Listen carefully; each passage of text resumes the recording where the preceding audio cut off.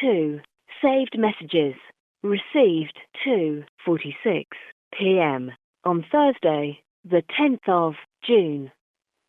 Oh, Gareth is going to Le Mans to watch the cars go round the track.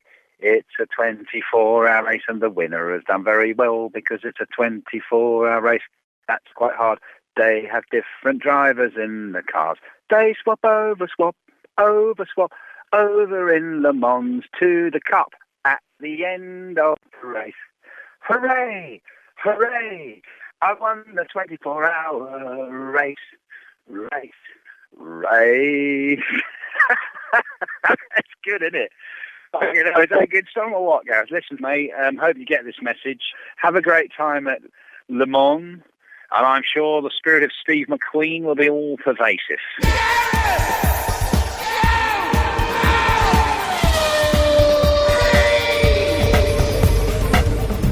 Hello, welcome to Gareth Jones on Speed's 2010 Le Mans 24-hour report. I'm sitting with Zog in a rather nice French restaurant out on the pavement in the little village or town of Arnage, which gives its name to a section on the Circuit de la Sarre where the race takes place. Today is Friday, it's the drivers' parade later this evening, and there's always something going on in Arnage before and after the race. So we thought we'd come down here, get a bite to eat and take in the sights. And there's some good sights, aren't there, Zog? There are some fantastic sights. One is just hoving into view right now. Beautiful old Stingray Corvette. Look at this. Oh, now that's a proper car. Oh, thank you. Little tickle on the accelerator.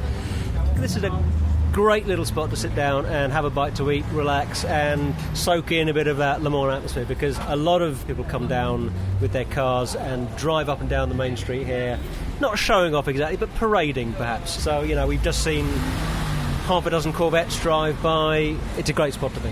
Now, this is my sixth and Zog's fifth trip to Le Mans, and this year we're doing it as we prefer to do it, and that's camping almost within the circuit. We're actually at the campsite right by the Porsche curves, just on the outside of the circuit, and it's very civilised. It's only a couple of kilometres walk to the grandstand. We arrived yesterday evening, so it was Thursday evening about 9 o'clock, got the tent up, and then made our way up to the circuit to watch a bit of late night qualifying. That was good, wasn't it? Yeah, it was, not least because at that point I think we both quite badly needed a bite to eat, so we were able to get some chips and sit in the grandstands and watch the end of qualifying unfold. That's the beauty of it, of arriving to watch the qualifying. On race day it's very hard to get into the main stand unless you've got a ticket. We only have general admission tickets, but for qualifying you can get right into the main stand. And got a Stingray. Oh, listen. Oh.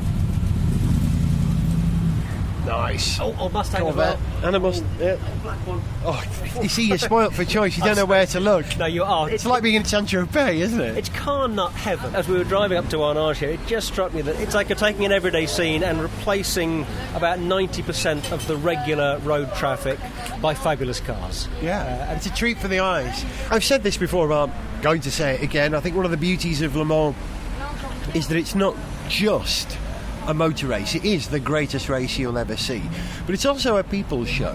I don't know if it's in the spirit of French egalitarianism, but the idea that the people who come and join in with the show in their cars, whether they're ordinary hatchbacks with Le Mans 24-hour stickers all over them, or something glorious like that unbelievable Corvette 427 that went past earlier on, that is as big an attraction as the racing itself. As we watched qualifying last night, and ultimately it is the race that we have come to see more than anything, it's incredible. As you walk up to the main stands, you hear that commentary in the French language, and it just creates that sort of atmosphere like that Le Mans film that we all know so well. It's kind of more dramatic in French. There's something about, because you don't... Ferrari 430. Because we both speak a little bit of French, but not enough to understand commentary over a PA whilst a race is going on. And the fact that you can't understand it, it just makes it more exciting, because every little phrase is imbued with more drama, because you don't quite know what they're saying. You think they're saying something spectacularly important, and they may just be saying that car's a little bit more blue than it was last year. but it sounds better than that. As Zog pointed out, neither of us speak tremendous French. I have an understanding. Zog's pretty good, actually. You're almost fluent, I'd say, mate. You're very useful. I'm not. I'm conversational French, and it's enough to get to where we want to go, order the food that we want to eat, book the tables that we want to book over the phone when necessary, but that's about as well. There's a new Jag XJ French registered just gone past as well, in black, lovely. But talking about French, one of the sweetest and yet saddest things I've ever seen at Le Mans was written on a homemade flag yesterday on the start-finish straight. Someone had painted up a bed sheet, and the message, and I think even if you don't understand French you'll understand this, but I'll translate it anyway. The message said, Le Mans sans pesca, c'est pas Le Mans.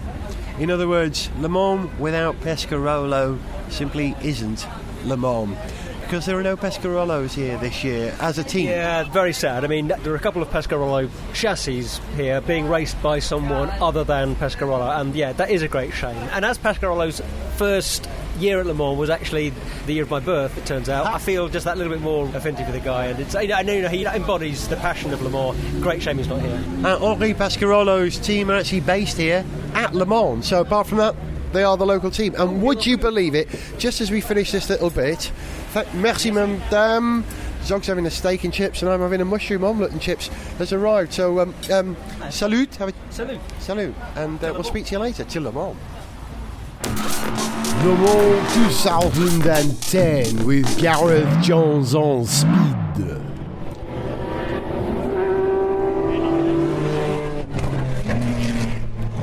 That's the sound we woke up to this morning. It's now Saturday, race day. Don't know the exact time, probably about 11 o'clock, I would think. Half 11 or something. Thank you. There goes Silk Cut Jag. We saw Sauber limping past as well. It didn't sound very healthy, did it? So tell them what we're watching, what this race is, Zog. Well, we're watching a bunch of old Group C sports cars in a sport race for Le Mans. The morning before the race, there's usually various sport races, and one of them is always some kind of collection of classic Le Mans machinery. Last year it was older, sort of 50s, 60s, 70s cars. Le Mans legends. Yeah, and this year it's the Group C stuff. So, as you said, Silk Cut Jag. Here comes another Silk Cut Jag. Let's listen.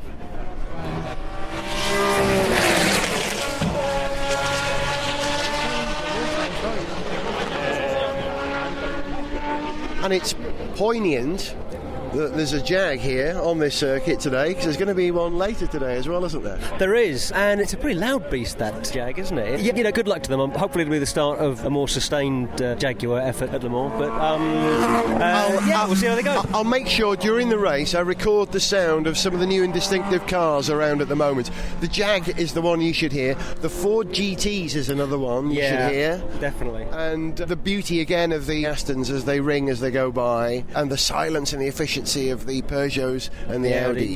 The diesels really very quiet by comparison with the screaming, rumbling. The Corvette still sounds great. Still, despite being in a different class now, you know, they still sound like Corvettes. They're still the single most impressive bit of audio you'll hear here. Here we go. Hang on. That was one of those Tom Walkinshaw Nissans, which raced here. I'm trying to think, when would that have been now? Early 90s, perhaps? Yeah. I should have boned up on this, I didn't. In the great tradition of Gareth Jones on Speed Research, we are prepared for this spot beautifully. But of course, we're not broadcasters when we're here, we're fanboys.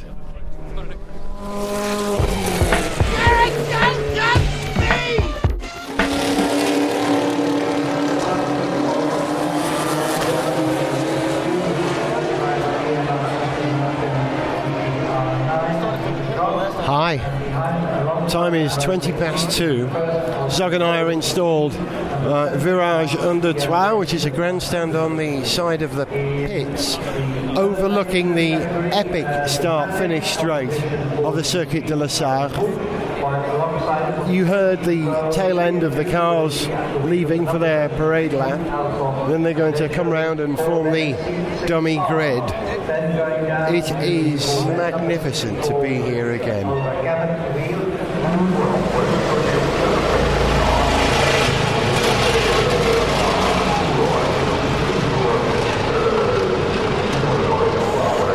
The cars are coming round now and forming up for the dummy grid. Zog and I are sitting round about spot 10, 11 on the grid. So in front of us we've got a LMP2 sports prototype. I'm not sure who it is. A couple of places behind it I can see the Drayson car. Here comes the number 9 Audi. That sort of space age whistling. Just to the right of me is the Beechstein Mansells car, which I have to say, when I saw Mansells bringing the car to the grid, warmed my heart in a way I didn't expect. I was never a Mansells fan. I missed that part of F1 for a while, but seeing him in a car painted in the colours of his helmet and knowing that his two sons are going to be in that car with him was a powerful image. Here comes Neil Yarney's Rebellion Racing car, someone I'm backing, and he takes up a position a place or two in front of one of the Highcroft cars, which Marino Franchitti will be racing. Another one I'm supporting for this race. A bit further up I can see the two Collis Audis, the Orica AIM, and one of the Peugeots, number 2 I think, has taken its place. Oh, here come some more Audis. Here's the number 7 Audi with Alan McNish at the wheel. You can see his distinct helmet, bit of tartan on it. And the other Collis Audi. And the other Rebellion car. Look great in this sort of the same sort of gold that was wrapped around the descent stage of the Apollo Lunar Excursion module, the LAM. Looks nice. Here comes the number 2 Peugeot actually. Very blue, the Peugeots this year. Proud of their French identity and heritage. The Aston Martins now roll by, number 9, then number 7. They are the most futuristic and elegant, I think, of the sports prototypes at the moment. Although the Audi looks like nothing else I've ever seen.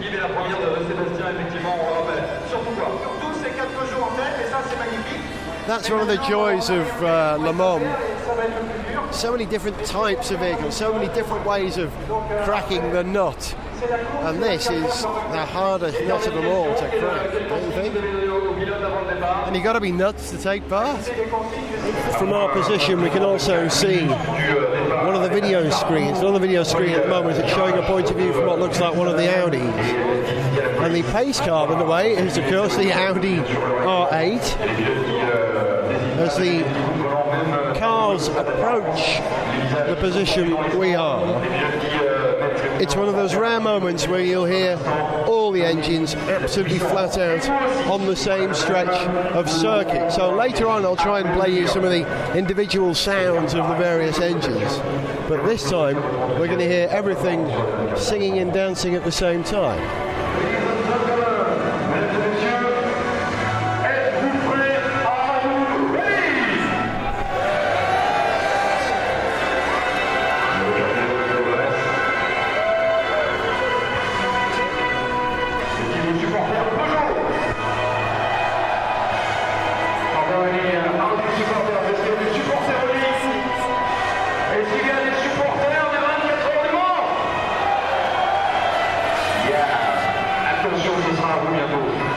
That's great. The commentator says, if you're here supporting Peugeot, give us a cheer. Huge cheer.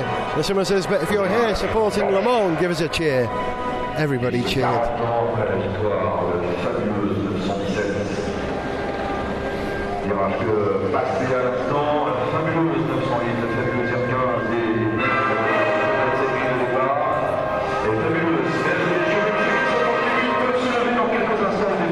seems appropriate that they're playing Also Sprach Zarathustra, which was very much the theme tune of the Apollo lunar missions, because the kind of task that these drivers and the teams have to take on for this race is pretty close to putting a man on the moon, in my opinion.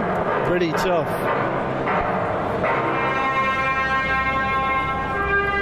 There's a hushed silence at the grandstand now. I've got hair standing up at the back of my neck.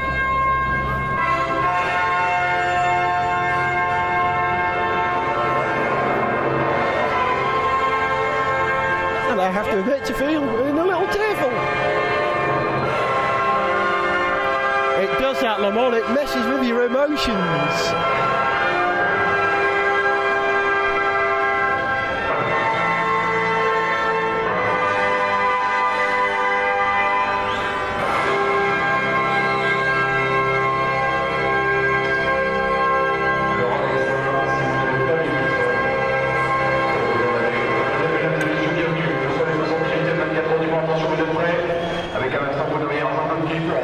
I can see the flag being held as the cars approach.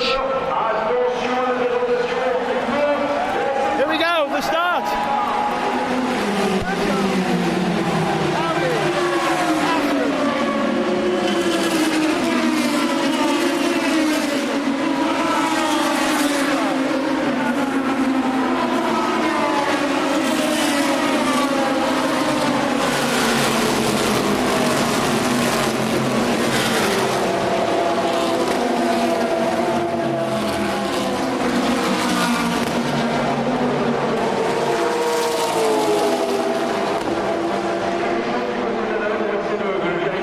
Go, and that was beautiful. That was absolutely beautiful.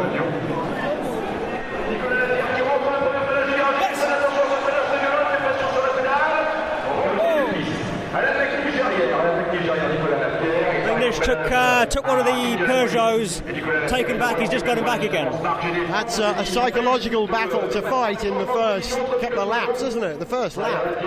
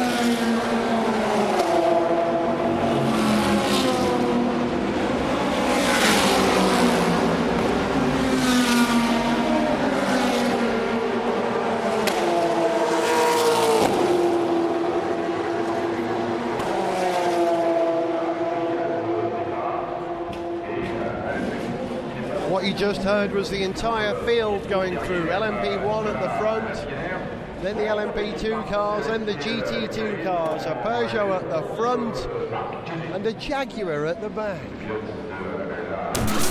Le Mans 2010 with Gareth Jones on speed.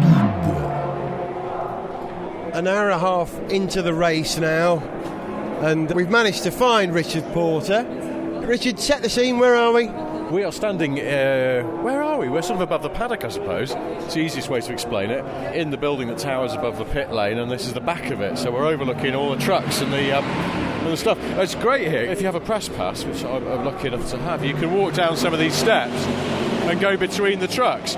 And this morning I wandered down there and there was a guy just with an angle grinder cutting like an undertray or something. There's sparks going everywhere, like all over where people were walking and things. But it sort of speaks volumes about that kind of make, do and mend spirit that you get. This is obviously a last-minute modification that had to be done. It's brilliant and it's a really good vantage point. So that's where we are, since you asked. It's a nice place to be. On the other side, we've actually just stepped outside of the Audi Hospitality Suite, which overlooks the Audi pit. And if we're lucky, I might even do a little bit of video to show you just how close we are to the Audi pit later on, and we'll post that at some point. Sog, how are you enjoying the race? Very much. My biggest concern right now is that if I spill my glass of champagne, it is going to fall into the Audi pits, and I won't be very popular. So, yeah, we're having a great time here. We are genuinely concerned about that you are. If you look out of the window here, we are so close to the Audi pit that if we do drop anything, it could completely mess up the race for them. So be careful not to do that.